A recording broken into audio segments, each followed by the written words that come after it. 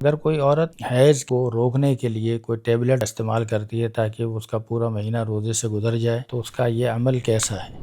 بہت ہی مجبوری کے عالم میں اہل علم اس طرف گئے ہیں، ایام حج کے اندر اگر عورت یہ ٹیبلٹ استعمال کرتی ہے تاکہ حج کے ارکان میں سے خاص طور پر طواف افاضہ اس کی ادائیگی میں کوئی پریشانی نہ ہو، یا بعض علماء نے اعتکاف کے حوالے سے بھی اس کے جواز کا فتویٰ دیا ہے۔ باقی اس کے علاوہ حیض کو روکنا یہ درست نہیں ہے، طبی نقطہ نگاہ سے بھی عورت کے حق میں مفید نہیں ہے، اس کو بہت ساری بیماریوں کی طرف معاملات لے جاتی ہے۔ اس کا مطلب یہ ہے کہ یہ تو ایک نیچرل اور فطری چیز ہے، لہٰذا اب اس فطری چیز کے اندر اللہ کا یہ امر آ جائے تو اس کو روکنے کی کوشش نہ کی جائے، بلکہ اس دنوں کے تعلق سے جو شرعی تعلیمات ہے عورت اس پر عمل کرے، یہی اس کے حق کے اندر بہتر ہے۔ ھذا ما عندی، اللہ اعلم بالصواب۔